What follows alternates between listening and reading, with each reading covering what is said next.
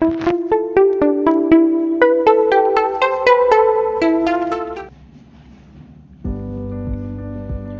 everyone, within this session let us learn briefly about Dr. APJ Abdul Kalam's childhood memories. He is the most inspiring personality who brought up from a middle class family from India. There is no doubt that his words, lectures, lifestyle inspired many people over the world. The present story is an extract from his famous writings, Wings of Fire, where he directly speaks of his childhood memories. Come, let us try to learn some more about this.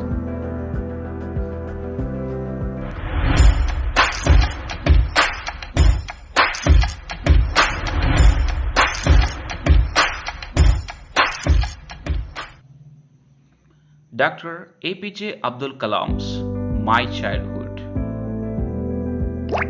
Kalam was born into a middle-class Tamil family in the island town of Rameshwaram in the Israel Madras state.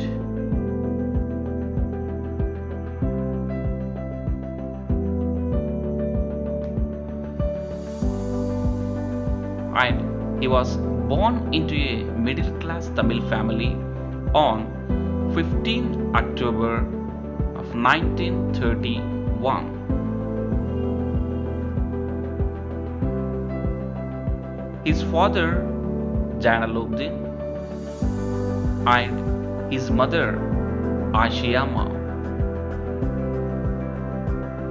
and he was one of the children, a short boy with rather undistinguished looks, born to most handsome parents.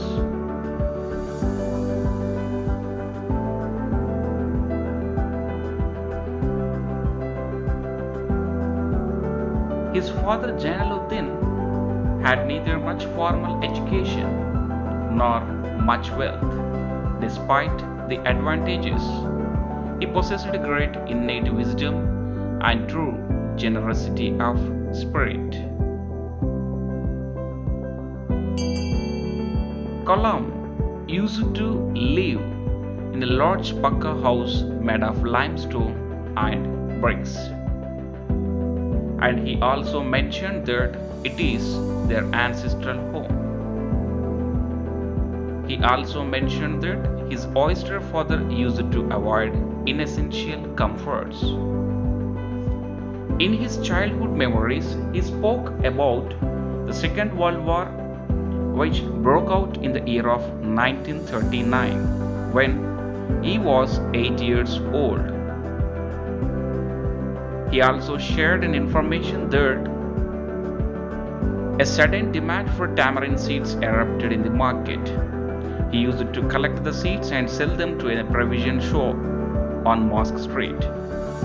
And his brother-in-law Jalaluddin would tell him the stories about World War I also.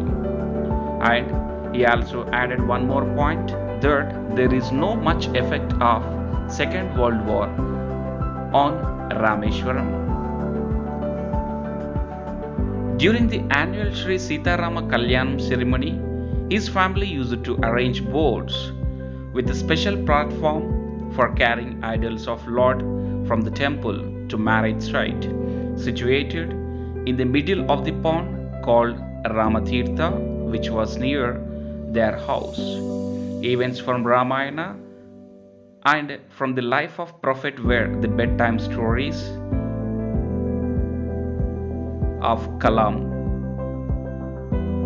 He also added one more point, that Ramanatha Shastri, Aravindan and Shiva Prakashan were his close friends, where these boys were from orthodox Hindu Brahmin families, where Kalam was a Muslim guy. He also shared an information that when he was in Rameshwaram Elementary School, a new teacher came to their class. He used to wear a cap which marked him as a Muslim, where the new teacher could not digest and asked him to sit the last row, where Kalam felt humiliated and later shared the information with their parents. But the event was subsided with the interference of parents, and they taught a good lesson regarding the social status of Rameshwaram town. Then even the teacher rectified himself to not continue such a type of things. And Kalam also mentioned that he maintained a good relationship with his childhood friends even after the completion of the school life and also college life. One day, Shiva Subramanyam Iyer invited him to dine in her ritually pure kitchen, but his wife refused to serve him her kitchen. Shiva Subramanyam Iyer was not perturbed, nor did he get angry with his wife, but instead served him with his own hands and sat down beside him to eat his meal. His wife watched entire the scene, but by the next time, even Subramanyam Iyer's wife took Kalam inside her kitchen and she served herself. Then the Second World War was over and India's freedom was imminent.